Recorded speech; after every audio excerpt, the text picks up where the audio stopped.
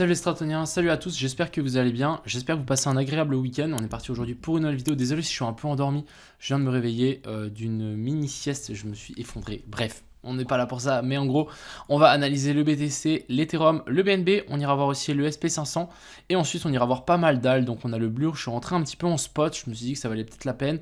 Lit, Link, Elrond, LDO, c'est des alts que vous m'avez demandé, on ira voir bien évidemment le DYDX, NIR, FTM, bref, et ça, elles sont toutes dans nos zones potentiellement d'achat. On ira voir les liquidations, l'open interest, ma position, on ira faire un tour sur le copy trading aussi, et puis ça sera tout pour cette vidéo. J'espère que cette vidéo vous plaira, je vous souhaite à tous un bon visionnage, on est parti. Crypto, millions. Crypto, millions. Crypto, millions. Comme d'habitude, commençons par les liquidations. Donc on a les gros pics au nord qui ont disparu, on a des pics au sud vers la zone des 16 000, 17 000, bon pas grand chose. Après si on zoome un petit peu, on a vraiment de la liquidation en sud et au nord, donc par rapport au cours actuel du BTC. J'ai toujours un petit avis à faire un petit pump pour venir chercher les liquidités au nord. On verra comment ça se goupille. Mais je rappelle qu'à la fin du week-end, souvent c'est assez volatile et on recte un petit peu tout le monde. Donc ce qu'on peut largement faire sur un BTC qui stagne un petit peu comme ce qu'on est en train de faire ici, c'est pourquoi pas nous faire une petite mèche pour récupérer les stop loss qu'il y a là et ensuite vouloir repartir. Je trouve assez puissant le fait qu'on a fait une mèche pour récupérer ces plus bas là. Donc je pense qu'il y a moyen qu'on ait quand même un petit bottom qui soit formé. On verra encore une fois lundi, mais je pense qu'ici on a quand même quelque chose d'assez important qui s'est formé. Ensuite, on a du coup, ici, si on passe un petit peu sur le point interest, on est vraiment dans le rouge. Donc en fait, ce qui est assez intéressant, c'est qu'il y a beaucoup de gens qui, les funding, etc. Mais on a les funding sur vraiment une longue période qui était tout le temps dans le vert, donc beaucoup de longues. Et là, on est vraiment passé dans le rouge sur le Soviet Open Interest. Je peux vous montrer ça. Ici, on le voit assez bien, donc on a les funding, et du coup, la dernière fois qu'on était en rouge, on était vraiment sur ce plus bas-là. On est repassé en rouge ces derniers temps, donc quand on était sur ce plus bas-là, et là, on est de nouveau presque à passer dans le rouge. Donc vraiment, ici, on est presque à l'extrême. Donc pourquoi pas, ça veut dire qu'il y a quand même beaucoup de gens qui sont rentrés en short, des gens qui ont close leur long. Pourquoi pas repartir à partir de là. On verra comment ça se goupille, mais il y a de fortes chances qu'on puisse trouver un bottom ici, surtout avec ce qu'on a fait. Je suis plutôt assez confiant. Maintenant, on va juste parler quand même du copy trading avant quoi que ce soit. Donc si je me trompe pas, voilà, on a cette position actuellement dans le copy trading. J'ai réussi, donc hier je me suis fait stop loss par là. Malheureusement j'avais mis mon stop loss là en dessous, mais voilà, on est venu tout chercher. Sauf que j'ai eu le bon réflexe de rentrer sur la mèche ici. Donc actuellement on a une super position. On est, alors je vais vous montrer tout ça, mais en gros on a quand même une super position sur ce copy trading. Si ça veut bien, si je peux bien vous le montrer, donc ici dans futur. On vient ici et puis on va pouvoir voir qu'on a quand même une position, je crois, à bientôt 1000 $. Alors on est plus 820 $ sur le copy trading, donc ça c'est quelque chose de plutôt excellent. On va hold cette position, j'en ai marre de close mes positions toujours trop vite. Donc déjà, soit passer par-dessus ça, soit vraiment pousser beaucoup plus haut. Donc déjà, si on arrive à faire ça, ça sera excellent. Et je suis vraiment en train de me dire qu'il y a moyen de hold ma position, je ne sais pas, jusque vers la zone des 24 000, jusque par ici, si vraiment on arrive à réintégrer et pousser. C'est là où on revient à cette fameuse position. Et à ce fameux dessin que je vous avais partagé sur Twitter il y a un petit peu de temps. Alors je vais vous montrer, mais en gros on avait ceci que j'avais dessiné avant qu'on casse. Je me suis dit à tous les coups on va casser, on va passer sous ce plus bas là pour ensuite réintégrer. On piège les longues, on piège les shorts et ensuite on casse tout vers le haut. Et actuellement on est plus ou moins dans cette optique ici. Donc on a cette borne basse ici. On a fait cette déviation ici en bas, on est là potentiellement en train de réintégrer déjà cette trendline, donc déjà si on peut réintégrer cette trendline, ça sera déjà excellent. On est actuellement en train de faire un potentiel retest, et ensuite le mieux ce serait de casser la trendline ici du haut, donc on est venu faire plusieurs touchettes, et maintenant si on arrive à vraiment s'extirper et à s'envoler, ça pourra aller extrêmement vite, et réintégrer donc la zone de fair value gap ici très vite, et pousser vers le nord. Ici, on se retrouve sur cette charte aussi, on va pouvoir enlever ce dessin parce qu'on n'a finalement pas rebondi dans cette zone-là. Donc actuellement, on est clairement en train de rebondir sur ma deuxième zone. Alors si ça veut bien partir, hop, j'enlève tout. Mais en gros, on est vraiment en train de rebondir sur ma deuxième zone ici. Si on décale ce dessin par là, on est revenu chercher la zone d'OTE. Donc là, on est vraiment sur quelque chose de plutôt pas mal. Maintenant, ce qu'il nous faut, c'est vraiment nous valider ça et vraiment qu'on puisse s'envoler et réintégrer aussi le bas du range. Donc je ne sais pas si vous vous souvenez, mais en gros, ici, on est comme si on avait un petit range. Donc ici on avait la borne basse, ici on l'a cassé. Et maintenant ce qui serait assez intéressant c'est de réintégrer pour pouvoir potentiellement nous faire un power of 3. Donc ici accumulation, manipulation et ensuite extension. Et là, on viendrait chercher un nouveau plus haut vers la zone des 25 000 $. Donc c'est pour ça qu'actuellement, je me dis, il y a peut-être moyen de hold. En tout cas, pourquoi pas venir hold ma position jusqu'on vienne chercher ce sommet-là et voir comment on réagit.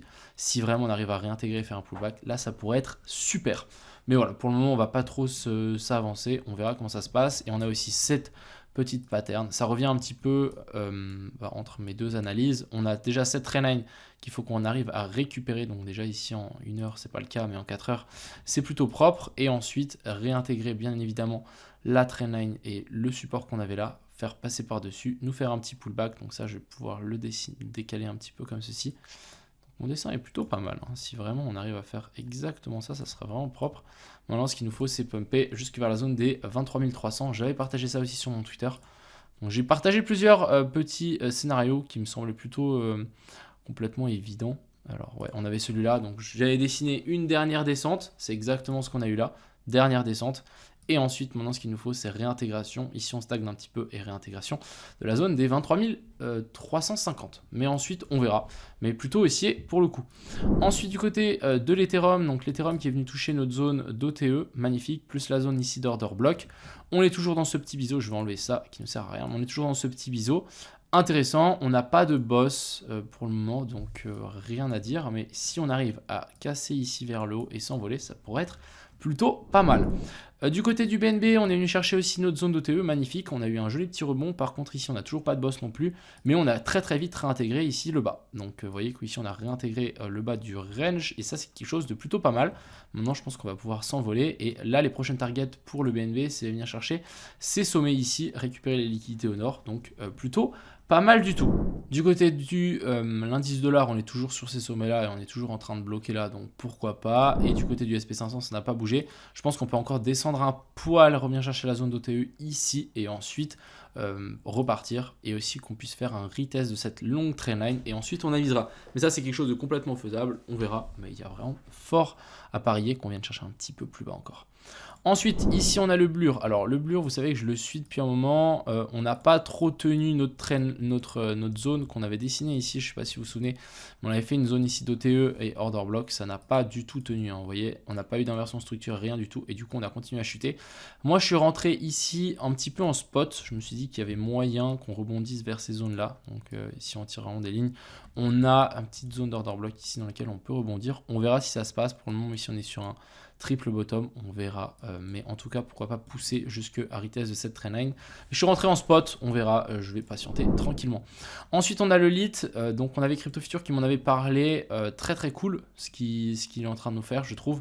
Le lit, on a vraiment une grosse zone ici de résistance et support, donc une belle zone de pivot parfaitement ici.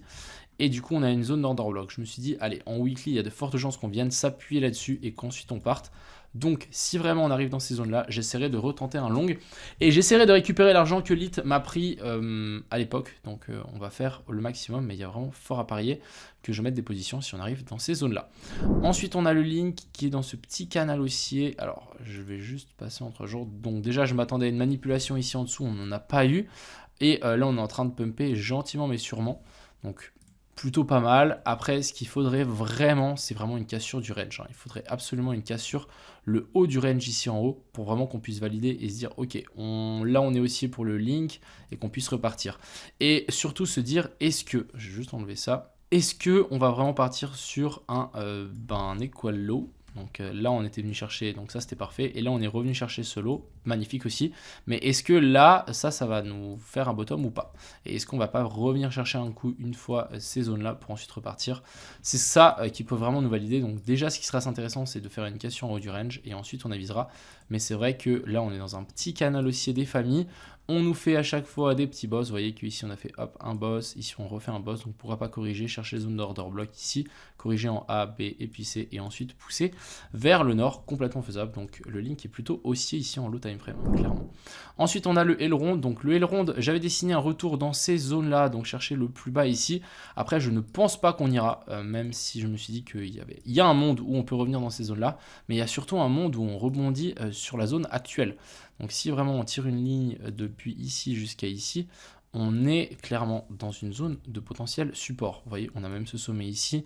Donc là, on est vraiment, à mon avis, sur une zone de support, une zone de retest. Ici, on avait fait résistance, maintenant on fait support. Et du coup, je pense qu'on peut vraiment pousser à partir de là pour le L-Round. Si vraiment ça crash, on aura cette zone-là et je pense qu'on pourra récupérer les liquidités qu'on a là et venir chercher exactement la zone des 38$. Ensuite, on a le LDO qui m'a été demandé. Donc, il y a quelqu'un qui a partagé la chart. J'ai plus le truc avec les liquidités, mais qui montrait qu'il y avait énormément de liquidités au nord pour le LDO.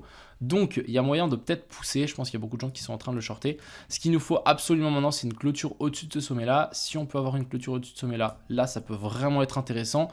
Et on va pouvoir clairement se dire, ok, là, on va peut-être pouvoir tirer un Fibo. Je ne sais pas jusqu'où on peut monter, retirer un Fibo et pourquoi pas essayer de chercher la zone d'OTE. Tout simplement, comme ce qu'on est venu faire ici, on a eu ce premier pump. On est revenu chercher des zones assez intéressantes à mon avis. On est venu chercher vraiment la limite de la zone OTE plus la zone d'order block qu'on avait là. Donc très très propre. Maintenant ce qu'il faudrait c'est nous valider un nouveau sommet ici. Et ensuite pourquoi pas faire une jolie correction très saine, récupérer les liquidités qu'on laisse ici, chercher les zones d'order block un petit peu plus basses. Et là on pourra avoir une magnifique zone. Mais pour le moment, moi ce que j'y vois c'est plutôt haussier. Et je pense que ça va pas tarder à breakout. Ensuite on a notre fameux DYDX. Donc DYDX déjà je vais vous montrer. On a notre cher ami CryptoBullet qui nous a partagé une petite charte fort sympathique. Donc ceci très très propre. On est en train de retester ces sommets. On est au-dessus de la EMA 200, super, petite correction et petite compression, on va dire, en A, B et puis C, donc pour faire cette carte. Et lui, il target la zone des 4.5. Déjà, si on target la zone des 4.5, ça sera très bien. Je pense qu'on peut même chercher la zone des 7, hein, ce sommet-là.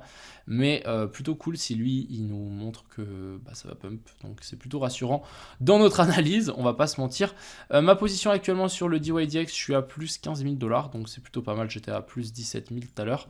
Maintenant, ce qu'il nous faut, c'est absolument casser cette trendline ici. Donc déjà, si on arrive à casser cette trendline ici en 4 heures, ça sera déjà super bien pour le DYDX. Et là, on va vraiment pouvoir s'envoler un petit peu plus fort. En plus, hier, on a cassé la trendline qu'on avait ici.